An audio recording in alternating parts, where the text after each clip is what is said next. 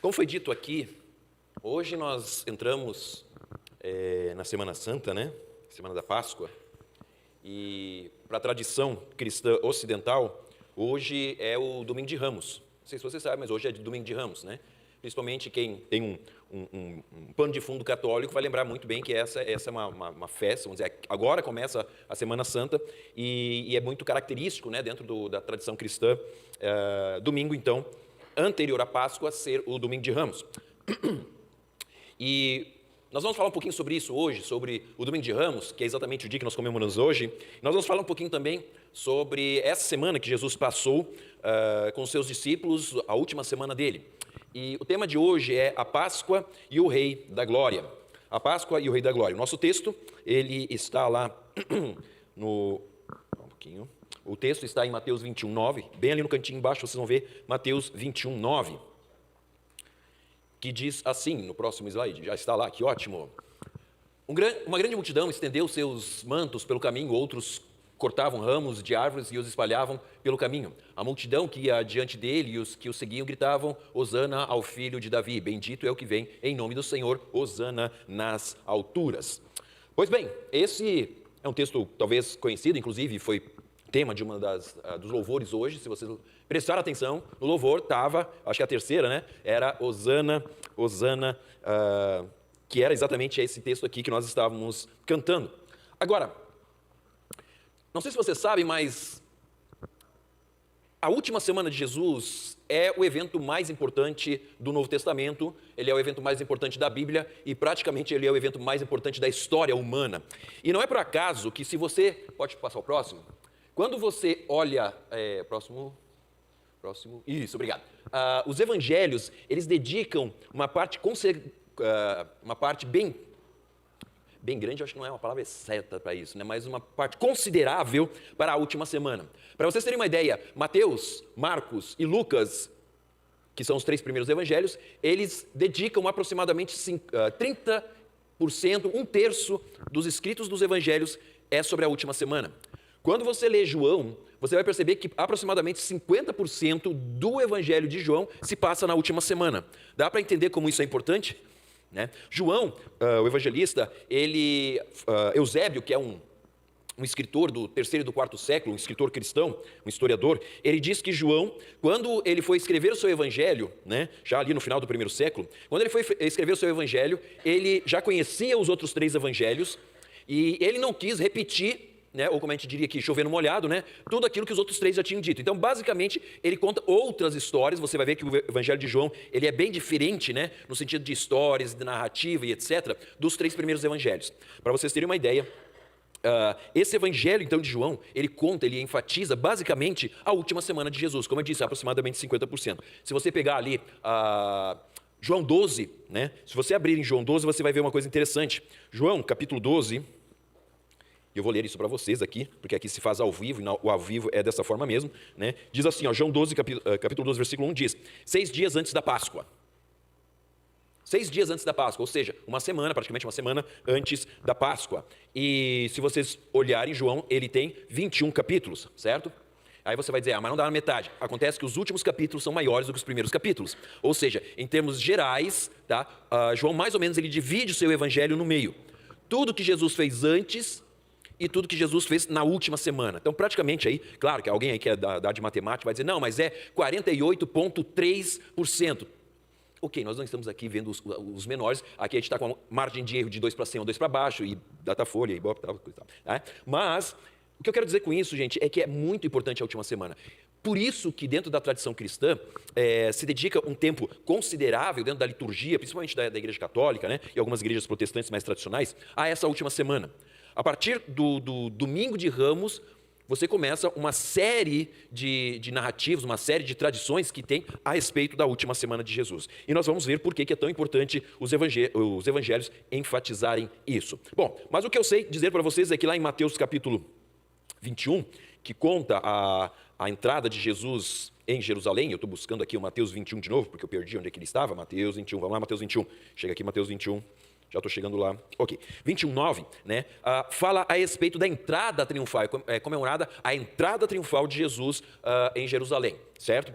E De uma certa forma, esse é um texto que nós conhecemos, nós já ouvimos pregações, nós já vimos desenhos, nós já vimos filmes, nós já vimos quadros pintados a esse respeito. Só que uma das coisas que muitas das vezes nos passa desapercebido é a importância da entrada de Jesus exatamente no domingo de Ramos, que é como se fosse hoje o dia que nós estamos comemorando nesse domingo aqui, tá? Então, só deixa eu me lembrar exatamente isso, por que isso era tão importante?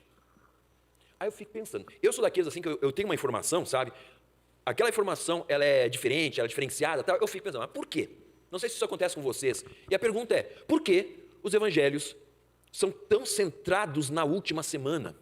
Por que isso acontece? Por que eles não focaram 80% dos seus escritos nas curas, nos milagres, ou nos discursos de Jesus? Por que eles enfatizam exatamente a última semana? Daqueles 2 anos e pouco, 3 anos que Jesus fez o seu ministério, praticamente, eles são um resuminho, é uma entrada, é uma introdução à última semana.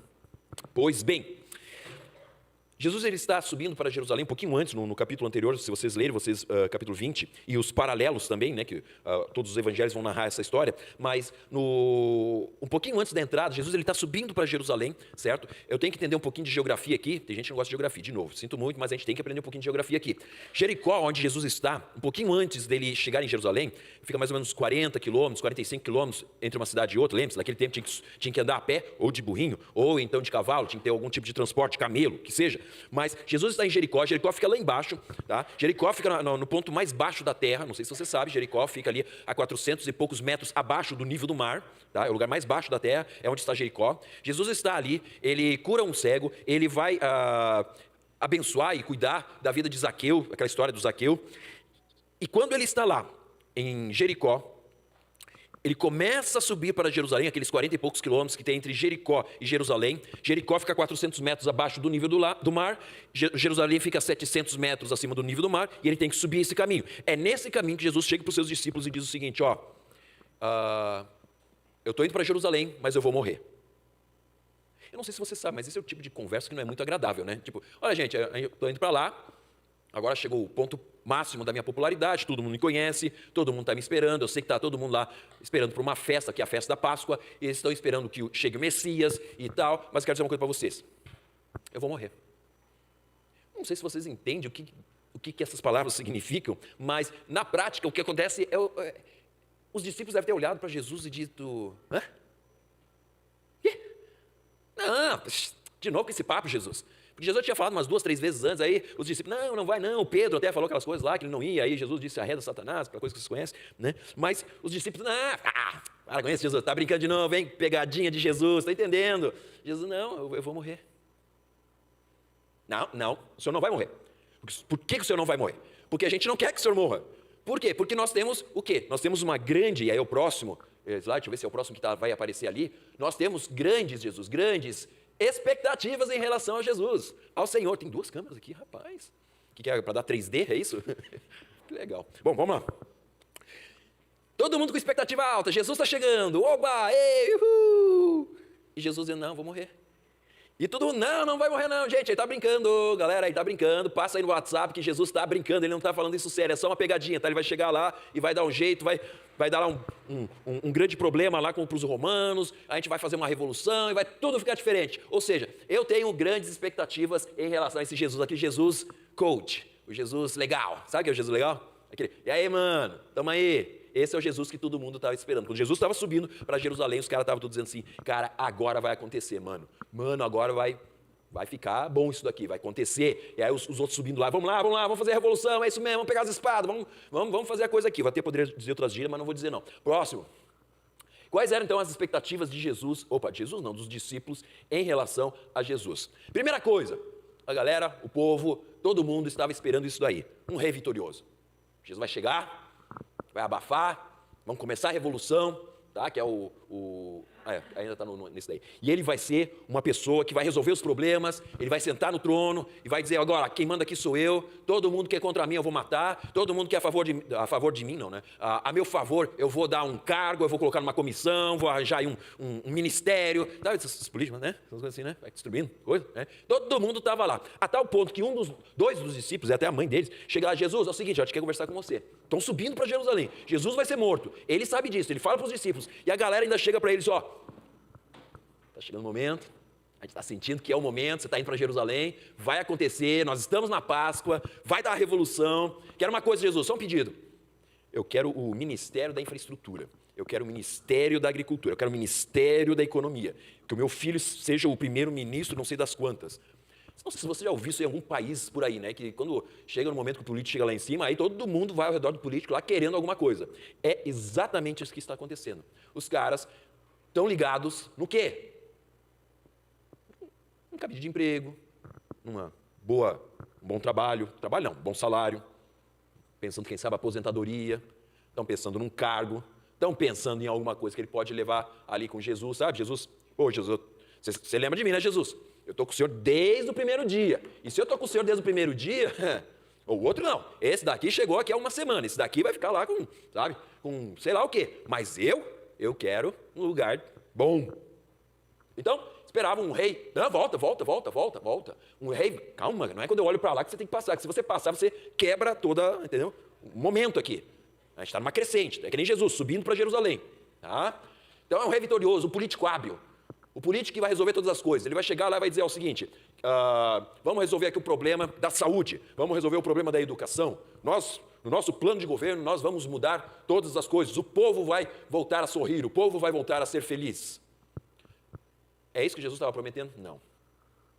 A expectativa é que ele fosse um belo conhecedor da Torá. A Torá é o Pentateuco, né, os primeiros 5 livros, que é a lei de Moisés.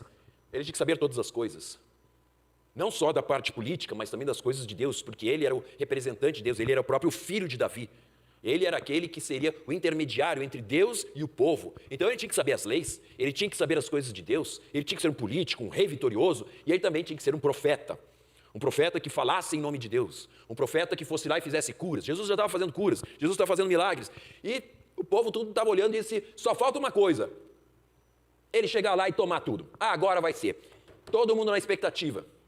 E é interessante que Jesus também está na expectativa. Só que a expectativa de Jesus é totalmente diferente da expectativa desse pessoal que está indo com ele. Agora sim nós vamos passar para o próximo slide, né? Que diz assim, quais eram as expectativas? As expectativas do povo. O povo queria o rei, o povo queria a festa, o povo estava lá para celebrar. Sabe como é que é aquela história que o povo está tudo, né, feliz quando é um. Aí quando entra outro, já é feliz com aquele lá também. É mais ou menos assim, né? O povo, gente, é o seguinte, uma vez eu estava assistindo um jogo do Brasil, pela TV, né? E aconteceu, acho que foi aqui em São Paulo, no Morumbi, se eu não me engano. Aí o Brasil estava empatando o jogo, não me lembro como é que estava lá, era acho que eliminatórios da Copa. Aí o Brasil empatando o jogo, 0-0, um jogo ruim, todo mundo começou a vaiar a seleção, jogar as bandeiras, as bandeirinhas que eles tinham ganho, aquelas bandeiras do Brasil de plástico, jogando para baixo, todo mundo vaiando e tal.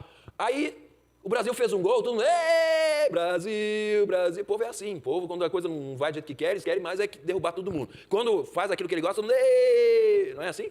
A gente é assim. E o povo exatamente está assim, quando Jesus está chegando em Jerusalém. Está todo mundo lá com as bandeirinhas, Jesus, Jesus, Jesus, Jesus é nosso rei, rei, rei, rei, Jesus é nosso rei. É assim que o povo está quando Jesus está entrando em Jerusalém, que a gente vai ver daqui a pouco, tá? Bom, tinha o povo, tinha os discípulos, que eu já falei como é que era a dos discípulos. Os discípulos estavam ali para seguir o Jesus, sem problema, não estou dizendo que eles estavam ali por outros motivos, no sentido de só para ganhar. Eles estavam seguindo Jesus, eles queriam estar com o mestre, mas também havia briga entre eles. Tanto é que uma hora Jesus lá, ele chega e diz, olha, quem não se tornar que nem uma criança aqui, não tem direito a nada. Ou seja, tem que ter humildade, etc. Por quê? Porque havia briga entre os próprios discípulos para ver quem era o maior entre eles. Claro que isso não acontece, né, hoje em dia, não, isso é só os discípulos. A gente não briga por outras coisas, né? Tinha os religiosos, os doutores, os mestres, os sábios, os eruditos, os acadêmicos, que estavam lá e chegavam para Jesus e muitas vezes diziam, mestre, diga-nos, é legítimo fazer isso ou aquilo ou aquele outro? Não porque eles queriam saber a resposta de Jesus, eles queriam pegar Jesus no contrapé e poder acusar Jesus de estar quebrando a lei ou fazendo alguma coisa. Então, os mestres, os religiosos, também estavam com expectativa quando Jesus estava chegando em Jerusalém, porque eles estavam vendo o momento em que Jesus estava chegando no seu momento mais alto, no ápice da sua popularidade. E eles estavam desesperados porque, de alguma forma, eles tinham que pegar Jesus no contrapé naquele momento, porque na cabeça deles, na cabeça do povo e na cabeça dos discípulos, Jesus naquela festa provavelmente iria se proclamar rei, ia se tornar rei e ia dar ruim para eles. Aliás, é isso que inclusive diz Caifás, ou acho que é Caifás, que é o sumo sacerdote, é ele que fala, é melhor que ele morra do que todo o povo pereça, porque se ele começar uma revolução aqui, os romanos vêm, vão matar muita gente e a gente vai perder o nosso emprego. É basicamente isso que ele diz. Muito preocupado com o povo, cara, né? Nada, o povo eu não estou nem aí, eu estou preocupado com o meu emprego. Os caras vão vir aqui, vão matar todo mundo, a gente ainda perde o emprego. Né? Então, os religiosos também estavam atentos ao que Jesus iria fazer nessa subida que ele está tendo ali para Jerusalém. Vocês acham que o Império Romano não estava ali assim, ó, de olho também? Logicamente que não é Pilatos que está seguindo Jesus para ver o que ele está fazendo, mas vocês acham que não tinha os informantes ali? Lógico que tinha, gente. Roma tinha os seus informantes em tudo que é lugar. Roma tinha os seus espiões em todos os lugares. E eles estavam tudo à espreita, olhando para saber o que estava acontecendo. Principalmente porque para Roma era um problema político. Onde é que já se viu um judeu da Galileia ainda por cima? Gente, Galileia, que tem alguma coisa de bom da Galileia? A Galileia? Não, a Galileia não vai vir nada de bom. Peraí, mas ele está dizendo, o povo está dizendo que ele vai ser rei. Ah, se o povo está dizendo que ele vai ser rei, então a gente tem que prestar atenção e a gente tem que monitorar esse Jesus. E pode ter certeza, o Império Romano também estava de olho. E os revolucionários, sempre tem aquele, não, vamos lá, vamos matar, vamos fazer, vamos pegar, vamos...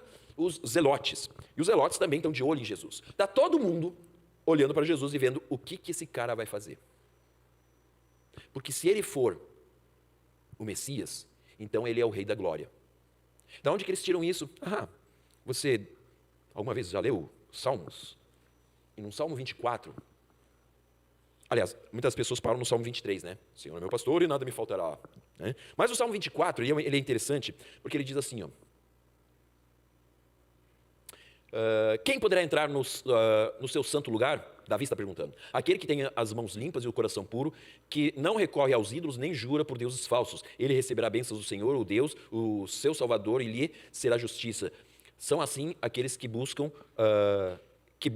a tua face, ó Deus de Jacó. E olha aqui, abram-se, ó portais, ó portas, abram-se as portas antigas, para que o Rei da Glória entre. Quem é o Rei da Glória? O Senhor forte e valente, o Senhor valente nas guerras. Abram-se, ó portais, abram-se portas antigas, para que o Rei da Glória entre. Quem é esse Rei da Glória? O Senhor dos Exércitos, ele é o Rei da Glória. Então as pessoas estavam esperando que o Messias, ele entrasse, que ele fosse um rei, que ele fosse um Rei da Glória. E diante desse Rei da Glória, se abririam os portões do templo, se abririam os portões de Jerusalém, os portões do templo, e ele entraria com glória e com majestade.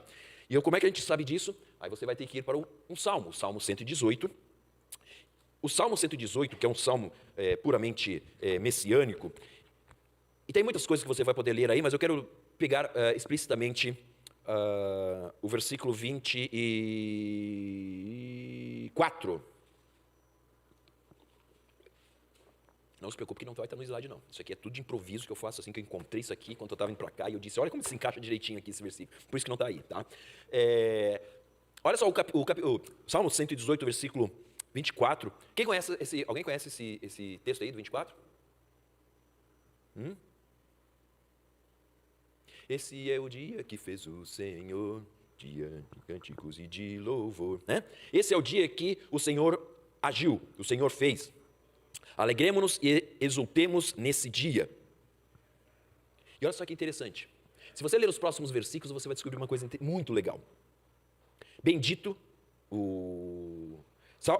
versículo 25. Salva-nos, Senhor, nós imploramos. Faze-nos prosperar, Senhor, nós suplicamos. Bendito que vem em nome do Senhor. Da casa do Senhor, nós os abençoamos. O Senhor é Deus e Ele fez resplandecer sobre nós a sua luz. Junte-se ao cortejo festivo, levando ramos até as pontas do altar. Tu és o meu Deus, graças te darei. O meu Deus, eu te exaltarei. Deem-se graças ao Senhor, porque Ele é bom e o seu amor dura para sempre. Ok, versículo 25. Salva-nos, ó Senhor, te imploramos. Eu vou dar uma aula de hebraico aqui para vocês. Olha que coisa linda. Aqui você vem na igreja, ouve pregação, louva, é abençoado, participa da ceia, ainda tem aula de hebraico. Esse versículo 25, quando está escrito assim, ó, salva-nos, Senhor, nós imploramos. Sabe como é que se diz isso em hebraico? Pois é, se diz assim, ó. Hoshiana. Aí você vai parar, Hoshiana, ok. Só que no Novo Testamento, está transliterado para o grego, e aí no grego você vai ver ele escrito como Hosana, Hosana, que é justamente o que as pessoas estão cantando quando Jesus está entrando em Jerusalém. É esse texto aqui, eles estão cantando, eles estão falando em hebraico, Hoshiana, ou seja, Hosana, ou seja, salva-nos, Senhor. Roshia, a palavra Roshia, presta atenção aqui, ó, não durma agora. Roshia é a mesma palavra para Yeshua. É a mesma palavra, exatamente a mesma palavra, só que um está no imperativo e o outro está como um substantivo. Mas Roshia, Machia é a mesma palavra. Ou seja, Yeshua. Yeshua é o nome de Jesus. Eles estão quase que dizendo, Jesus nos salva ou Jesus nos ajuda, porque a palavra Jesus significa salvação. Então eles estão clamando a Deus, usando o Salmo 118, falando para Jesus, salva-nos. E essa é a aplicação. E aí um pouquinho mais para baixo, você notou uma coisa que é dito que era para as pessoas fazerem o quê? Trazerem ramos. Quando você vai lá no capítulo 21 de Mateus, você vai descobrir outra coisa interessante, que as pessoas pegavam e iam até as árvores e cortavam ramos. E colocavam diante de quem? De Jesus. Por quê? Porque ele é o Rei da Glória, porque ele é o Salvador, porque ele era aquele que o Salmo 118 está, e o Salmo 24 está falando. O povo estava dizendo, esse que está entrando aqui agora em Jerusalém, esse camarada aí, esse é o nosso rei, ele é o Rei da Glória, ele que vai poder entrar no templo, é ele que vai ter que reinar em Israel, é a ele que as portas devem se abrir. Por isso que nós, o povo, hoje abrimos as portas de Jerusalém para que ele entre, ele nos salve, ele que é Yeshua, ele que é o Salvador, ele que é Jesus, ele irá nos salvar. Algum problema teológico com isso? Não. É bíblico, está aqui o texto. Mas qual era o problema? Expectativas erradas. Os discípulos estavam lá, tudo.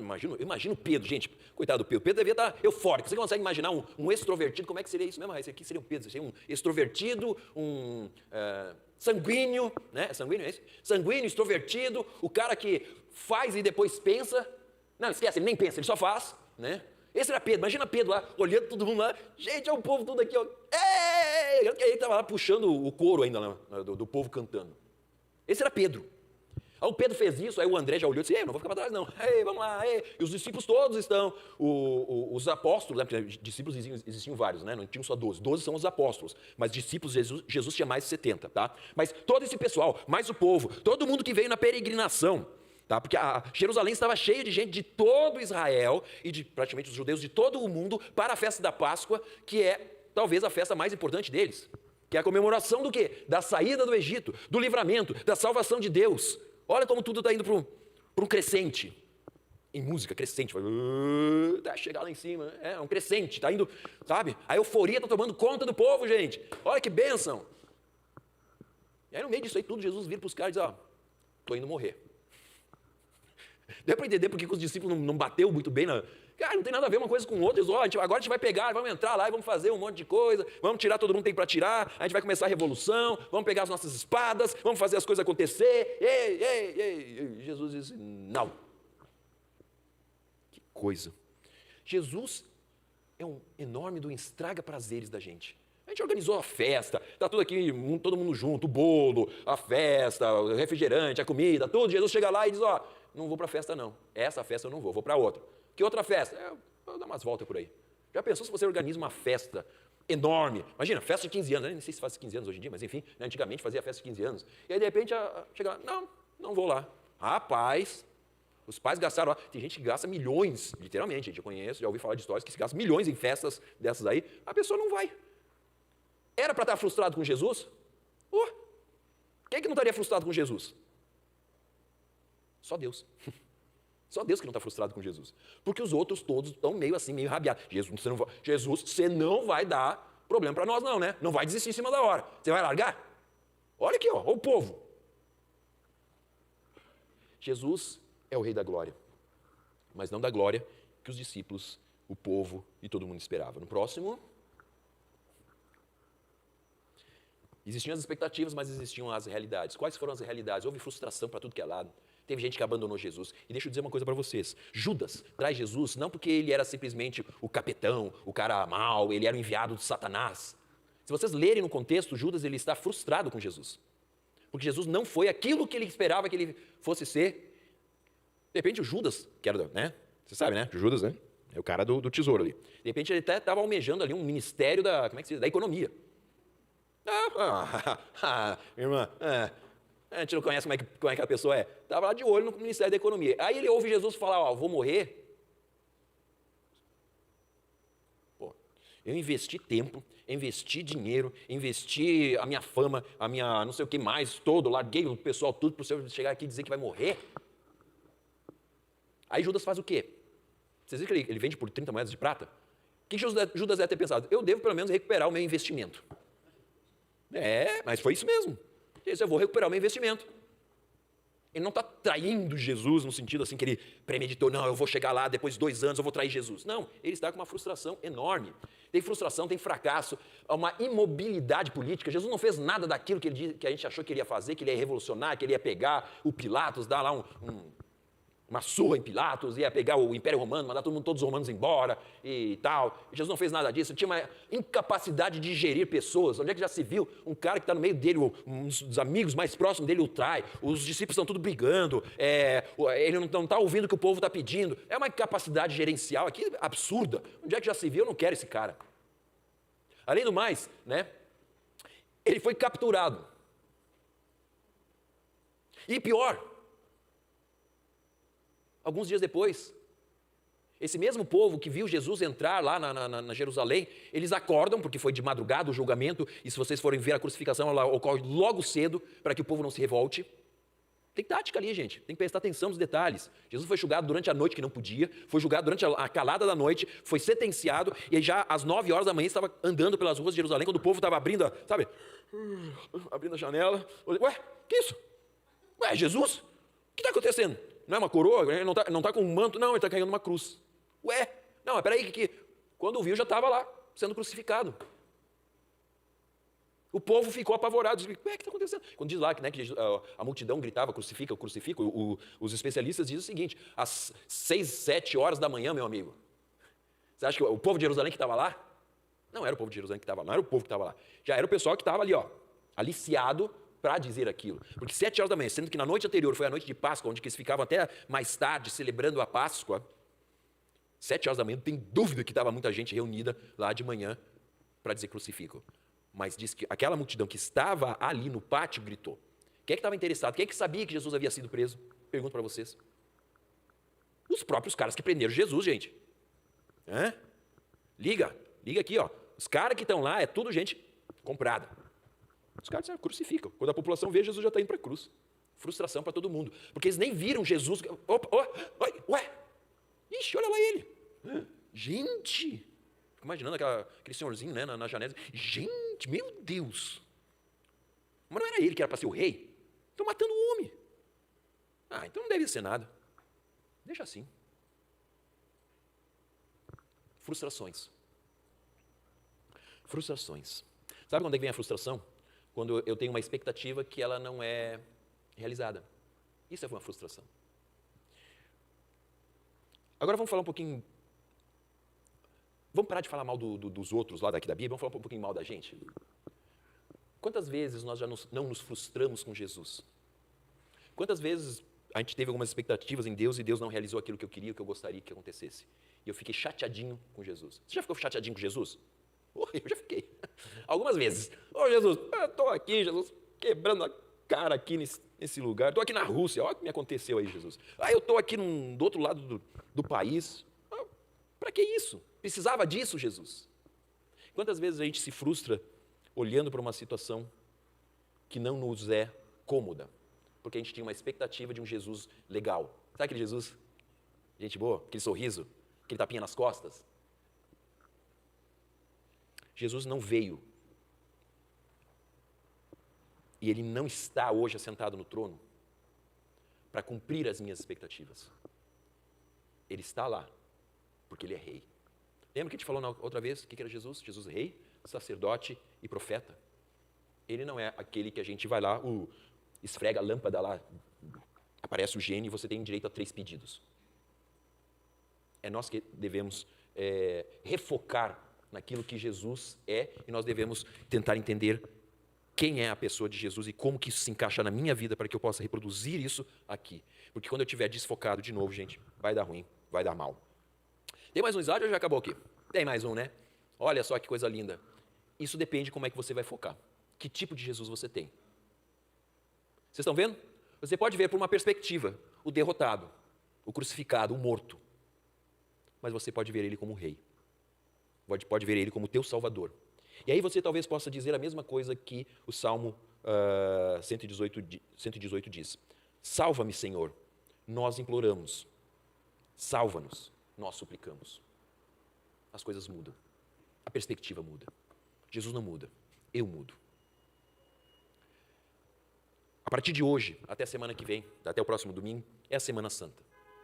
Jesus não mudou naquele processo, ele foi morto, ressuscitou, foi aos céus e ele é Senhor.